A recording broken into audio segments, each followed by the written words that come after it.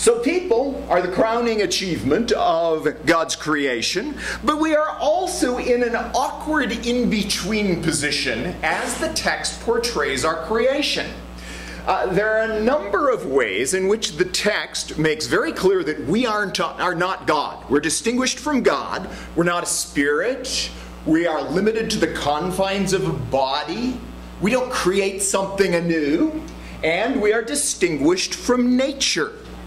And by the time you get through chapter 2, you'll see that it's very clear that Adam is frustrated that he cannot have a relationship with somebody on his level who's flesh and bones and not scaly or furry. He wants something more, and God will provide Eve to meet that need. So we are distinguished from God and from nature in general. We have a unique position in nature, but we're not divine. Rather, we go both ways. And if you start to put this up on a chart, you can see that it looks something like this, that there's three categories. There's the animal, the human, and the divine. God, of course, is never created. We share some things in common with the natural world. We're created. With the animals, we're the product of day 6. We exist in male and female genders. But God rules nature, exercises whatever this dominion means, and entrusts that to us. 2 will tell us that he makes the Adam, the prototypical human, from a raw material of dirt, and animals for him to name from this dirt as a raw material. But God breathes his life into the human in a way it never says he does for the animal. Both before the fall for humans and the animals are portrayed in Genesis as innocent and unsophisticated. In the garden, before sin enters the picture, there's no need for clothes, but we'll feel the need for clothes after the entry of sin, and God will help the first couple by making their clothes. Similarly, we will end up moving forward in sophistication, though it's in a different way than the serpent had advertised in chapter 3, and become a little bit like God, who knows good and evil in the sense of full understanding. We'll know it experientially. We're both blessed with the animals to multiply. The word that describes our spirit, nephesh in Hebrew, is the same. The ruach, the force through which God animates life, is the same for the person and the animal. And we are given plants to eat. We are called to serve God, who receives and deserves our service. And we serve nature, and nature is depicted as serving the human. The impact of all this, which I put up there rather suddenly for you in the 2 charts, is simply to show that the human is in between and has certain characteristics that show we are part of creation, that we share in common with the animals. Similarly, there are things that distinguish us uniquely from creation and connect us with God, though we're not divine, we're not deities. Nonetheless, as you put this together, you see that we're in between. We're somewhere caught between God and the world of nature. So Genesis 1 has us located and describes our relationship with the natural world. And in particular, it describes it in terms of a verb, or 2 verbs, to rule or to subjugate, the Hebrew words kavash and radah. Don't worry about that, but these 2 verbs describe something, and we need to figure out what it is that they're describing if we're going to understand what the Bible is saying about people and the natural world. It is at this point that the discussion became fractious in relation to the environment, and 3 different models have been suggested for how we're to understand humanity and nature. There is what's been called the despotism or dominion model, that people are to exercise a tyrannical control over nature.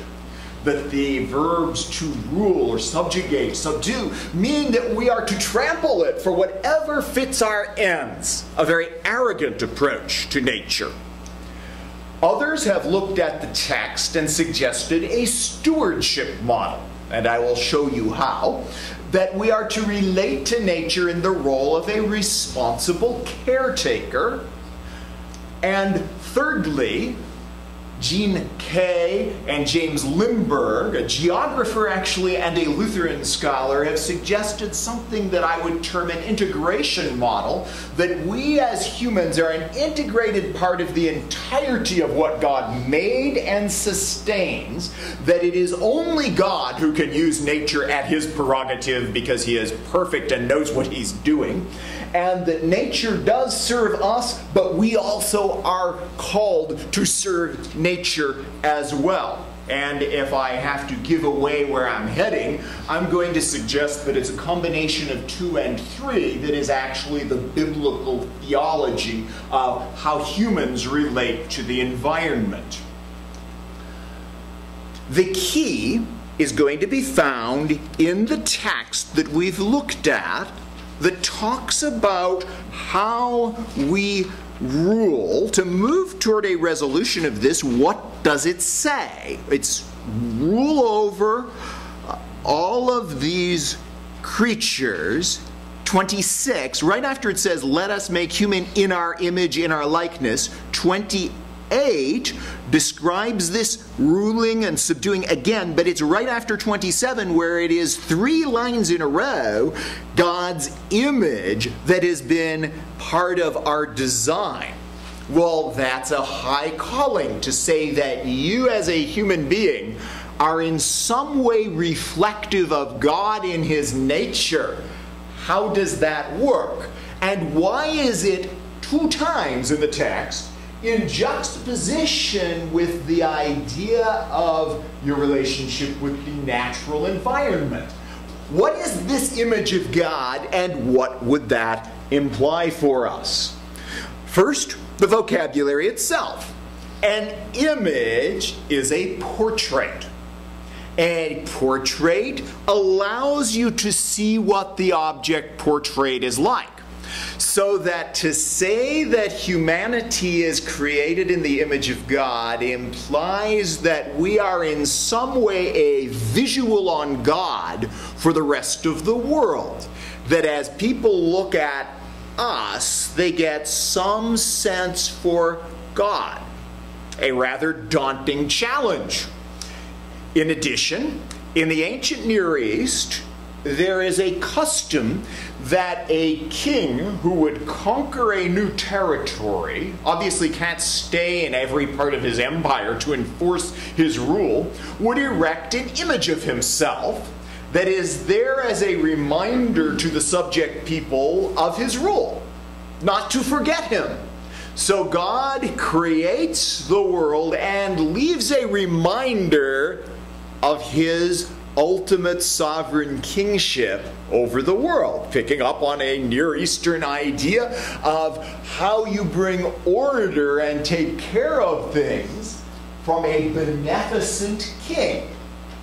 The surrounding text, in addition, helps us with this. The surrounding text tells us that we have been created male and female, which is a hint that right after this and right before it, it says, subdue the earth.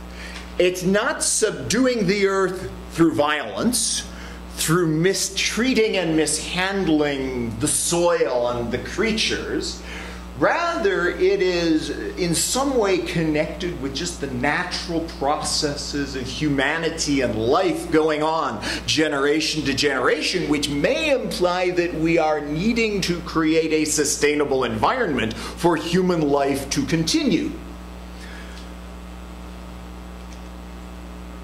So the big question is, okay, if we are in the image of God, how would God rule nature? What would that mean? Because that will bear the implications for what people down here on earth are to do to reflect his image.